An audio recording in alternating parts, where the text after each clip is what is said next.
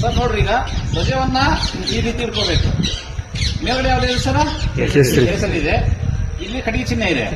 ಕೆಳಗಡೆ ಯಾವ್ದಿದೆ ಸರ್? ಮಡಿಸ್ಬೇಕಾದ್ರೂ ಫಸ್ಟ್ಗೆ ಹಸರನ್ನ ಬಿಳಿ ಪಟ್ಟಿಗೆ ತರಬೇಕು ಸರ್. ಇಲ್ಲಿ ಹೇಳ್ಕೋ ಸರ್, ಇಲ್ಲಿಗೆ ಹಿಡ್ಕೋಬೇಕು, ಕೊನೆಗೆ ಹಿಡ್ಕೋಬೇಕ್ರಿ. ಹಸಿರು ಪಟ್ಟಿಯನ್ನ ವೈಟ್ ಪಟ್ಟಿಗೆ ತಗೋಬೇಕು ಸರ್. ಈಗ ಕೆಲವೊಬ್ರು ಏನ್ ಮಾಡ್ತಾರೆ ಸರ್, ಮಡಿಸ್ಬೇಕಾದ್ರೆ ಈ ಕೇಸರಿಯನ್ನ ಈ ಕಡೆ ತಗೊಂಡ್ಬರ್ತಾರೆ.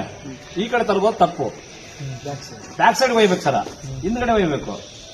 ಈ ರೀತಿ ಧ್ವಜವನ್ನ ಮಡಿಸ್ಬೇಕಾಗುತ್ತೆ. ಇವು ಸಮಾನವಾಗಿ ಇರ್ಬೇಕು ಸರ್, ವೈಟ್ ಕಾಣಬಾರ್ದು. ಮತ್ತೆ ಕೆಲವೊಬ್ರು ಏನ್ ಮಾಡ್ತಾರೆ ಸರ್, ಈ ಕಡೆಯಿಂದ ಮಡಿಸ್ತಾರೆ. ಅಂದ್ರೆ ಯಾವ ರೀತಿ ಮಡಿಸ್ಬೇಕಂದ್ರೆ ಸರ್, ಅದು 4 ಬಟ್ಟೆ ಇಟ್ಕೊಂಡು ನಿಲಿಗೆ ಹಾಕ್ತಿವಲ್ಲ, ನಾವು ಲುಂಗಿ ಉಟ್ಕೊಂತೀವಲ್ಲ, ಆ ಲುಂಗಿ ತರ ಅಥವಾ ಸೀರೆ ಉಟ್ಕೊಂತಾರೆ ಹೆಣ್ಮಕ್ಳು, ಆ ರೀತಿ ಮಾಡಿಸ್ಬೇಕು. ಈ ರೀತಿ ಈ ಕಡೆಯಿಂದ ಮಾಡಿಸ್ಬಾರ್ದು, ಆ ಕಡೆಯಿಂದಾನೆ ಮಾಡಿಸ್ಬೇಕು. ಈ ಕಡೆಯಿಂದ ಯಾಕೆ ಮಾಡಿಸ್ಬಾರ್ದು ಅಂದ್ರೆ ಸರ್, ಇಲ್ಲಿ ಕಟ್ಟಿಗೆ ಚಿಹ್ನೆ ಇರುತ್ತೆ, ಈ ಕಡೆ ಕೆಳಗಡೆ ಇರ್ತದ.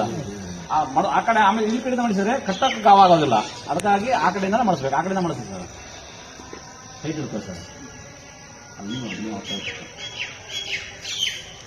ನೋಡ್ರಿ, ಅದು ಮಾಡಿಸ್ಬೇಕಾದ್ರೂ ಮೇಲ್ಗಡೆ ಯಾವ್ದಿದೆ ಸರ್? ಅದ್ರೆ ಇದೆ. ಅಂದ್ರೆ ಒಂದು ಧ್ವಜದ ನಿಯಮ ಸರ್ ಅದು.